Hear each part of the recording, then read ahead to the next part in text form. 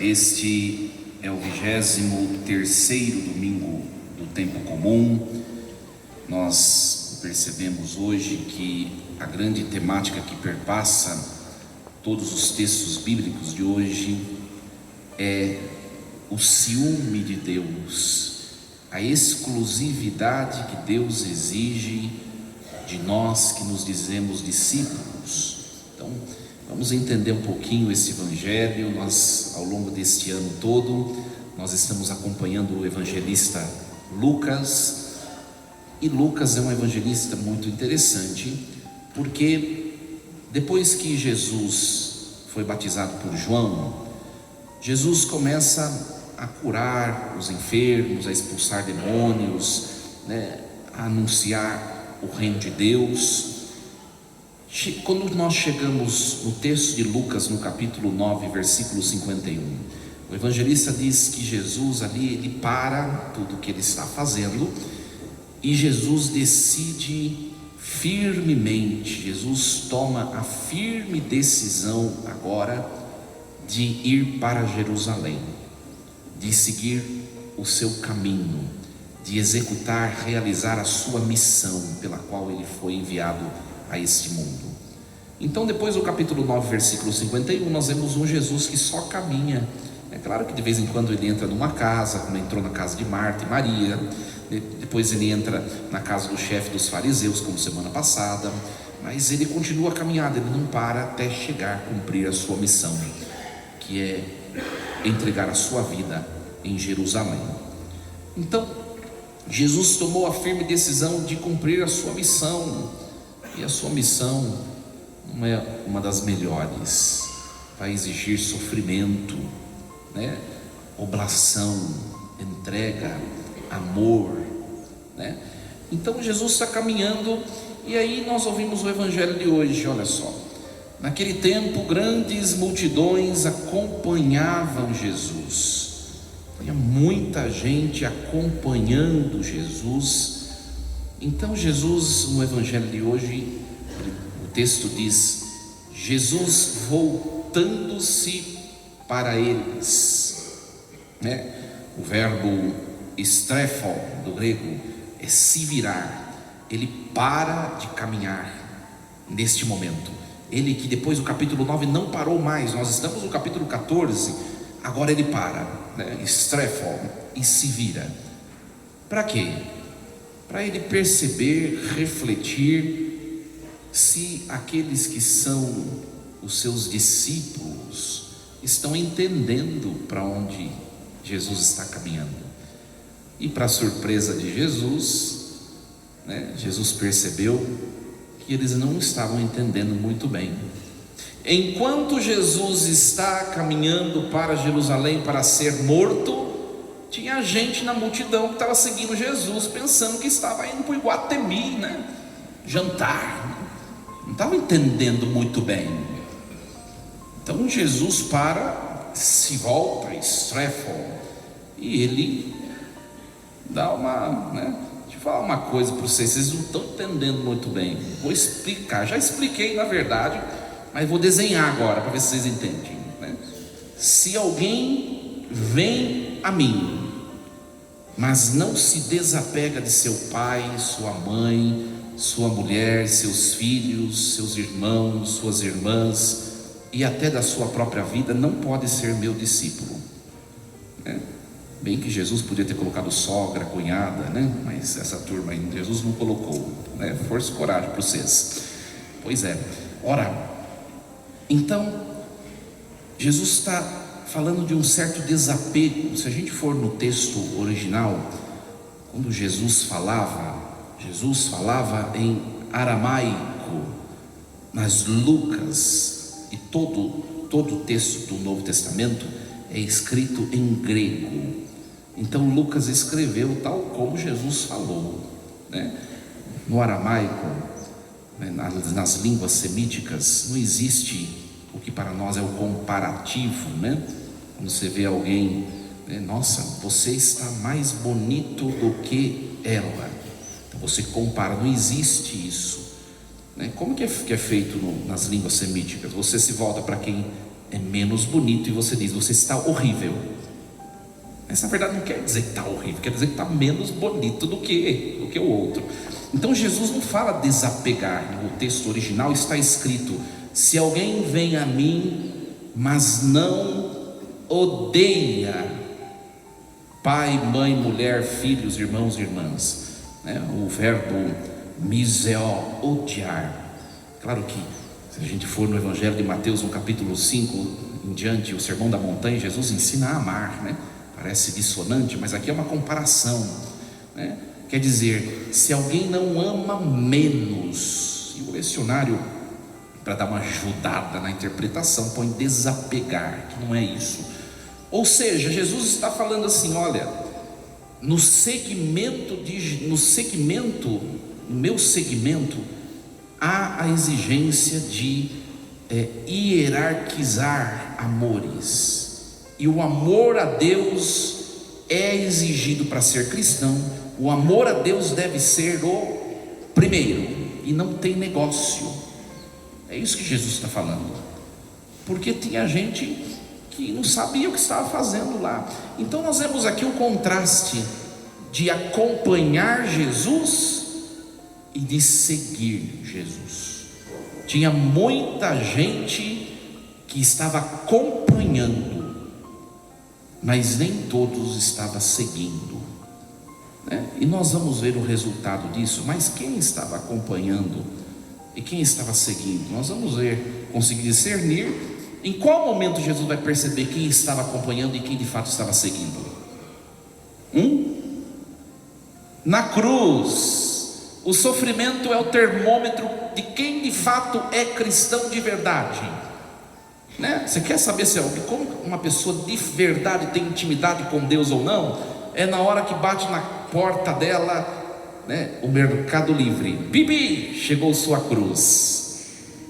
Quem abre a porta e abraça a cruz e enfrenta, é de fato um autêntico discípulo, segue. Quem foge, se distancia de Deus, desanima, murmura, tal, está acompanhando Jesus, e pensava estar indo para o shopping enquanto estava indo para a cruz, Evangelho muito provocativo isso. Então não é que Jesus está ensinando aquela multidão: vocês precisam deixar de amar pai, mãe, mulher, filhos, irmãos. Não, quer dizer, o amor de toda essa turma. Se a gente perceber, pai, mãe, mulher, filhos, ou seja, são as pessoas que nós, supõe-se, que nós mais amamos. E Jesus está dizendo, em relação a Deus, eles devem estar abaixo. Essa é a característica do verdadeiro cristão, Interessante esse evangelho. E aí Jesus, ele vai contar duas parábolas para a gente entender, Qual de vós que, querendo construir uma torre, não se senta primeiro, calcula os gastos para ver se tem o suficiente para terminar, Caso contrário, vai levantar alicerce, não será capaz de acabar, e ainda os outros vão caçoar. O que quer dizer essa parábola que Jesus está contando? Quer dizer, você quer ser cristão, ser católico, vai chegar o momento que vem a cruz e a exigência vai ser assumi-la. É isso. Você é capaz disso? E olha, minha gente, para aqueles que são cristãos, a cruz é uma exigência em todo estado de vida. Por exemplo, o casamento. O casamento, tem gente ainda iludido casando para ser feliz. Vai dar 3 meses e vai perceber, não deu certo. Por quê? Porque é cruz, é renúncia, é renúncia. Aliás, a igreja está pensando muito bem no sacramento do matrimônio, porque nós vemos os sacramentos da igreja como um todo. Quantos anos leva um homem para receber o sacramento da ordem? 10 anos.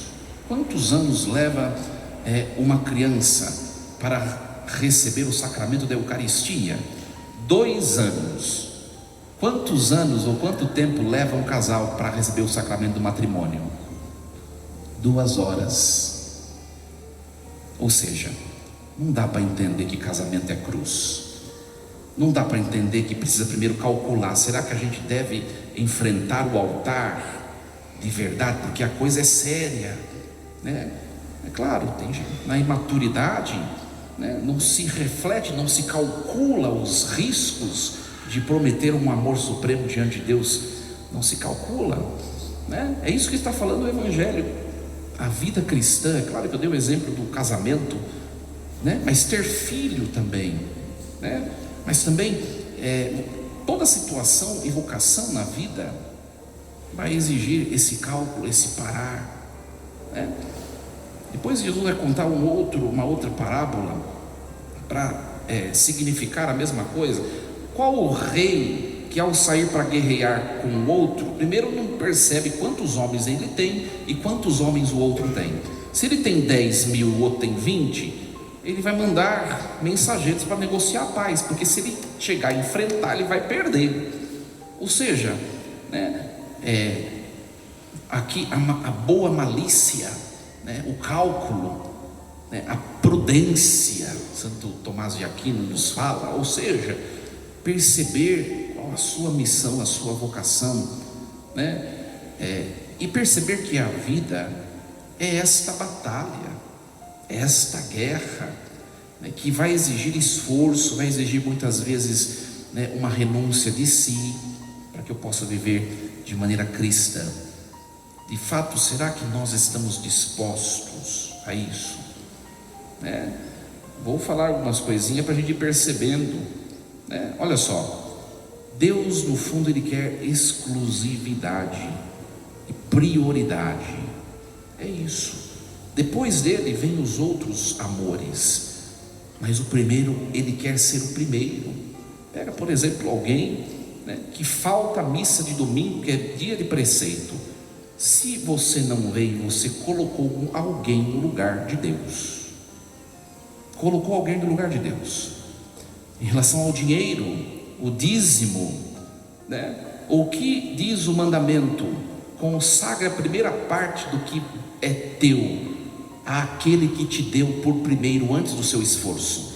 Quando você não faz, você pegou a parte de Deus e você desviou corruptamente para outro fim. Não colocou a Deus por primeiro. Pega em relação aos afetos, né? Em relação aos afetos, aos prazeres da vida, né? Então nós vamos percebendo que no fundo Deus Ele quer ser presença o tempo todo na nossa vida, antes das nossas outras experiências. Você vai tomar uma refeição, você reza antes, não come igual um burro, come igual um padre, né? Você vai sair para trabalhar, você consagra o seu dia, porque primeiro Deus, depois as minhas iniciativas, as minhas intenções. Você vai fazer tal coisa, é o Senhor por primeiro, e viver uma vida de priorizar a Deus. É esse o ideal da vida cristã que Jesus aqui está colocando. E não é simples, minha gente, é um desafio. E a gente pode se perguntar, mas isso é impossível de se fazer? De fato, humanamente é impossível, mas não é impossível se nós nos deixarmos mover por Deus, de tal modo que quando nós conseguimos renunciar a algo para colocar a vontade de Deus por primeiro, já não somos nós quem renunciamos, mas é Deus em nós, porque por nós não conseguimos. É isso que está falando a leitura do livro da sabedoria, né? Olha só, o escritor, o autor do livro está dizendo assim: olha, nós não conseguimos nada, nós mal podemos conhecer o que há na terra, com muito custo nós compreendemos o que está ao alcance das nossas mãos, né? Quem, portanto, alcançará o que há nos céus por conta própria? Está perguntando o autor. E é verdade, se nós não tivermos uma vida de oração, né, uma vida eucarística, nós não vamos conseguir amar desse jeito, de maneira alguma. Aí você no seu dia a dia, né, vai ser o princípio de Talião: toma lá, dá cá. Aí você no seu dia a dia vai ter a vingança, né? A teologia da retribuição, a impaciência e tantas outras coisas que vêm, talvez, da ausência de oração em todos os momentos da vida, né? Hoje nós ouvimos essa segunda leitura também. É o texto mais curto de Paulo, né? É uma cartinha. Paulo, olha só, um exemplo de homem que amou, gente. Porque qual o contexto em que Paulo escreve essa carta a Filemon? É a menor carta dele. Ele não está lá em Roma, em frente ao Coliseu, tomando um chopp ou um vinho italiano. Ele está preso, e daqui a alguns anos ele vai ser assassinado e martirizado, e ele sabe disso. Mas ainda assim, nos desafios da sua vida, ele não deixa de amar. Hoje ele está escrevendo a Filemon, dizendo assim: eu estou aqui, olha só, eu, Paulo, velho como estou, e agora também prisioneiro de Cristo, vou te fazer um pedido, Filemon, né? Qual é o pedido que Paulo faz? Porque Paulo foi acompanhado ao longo da sua caminhada, por determinado tempo, por um homem chamado Onésimo, e esse homem era escravo deste Filemon. Então Onésimo fugiu de Filemon, né? E começou a caminhar discipular com Paulo. E Paulo, antes de morrer, ele manifesta um amor, e o amor verdadeiro, ele se preocupa. Por isso ele escreve a Filemon pedindo, né, que permita Onésimo ficar com ele até o fim da vida dele, que já está próxima, né? O fim está próximo. E que depois disso, que ele acolha de volta Onésimo, mas não como escravo como antes, mas como alguém livre.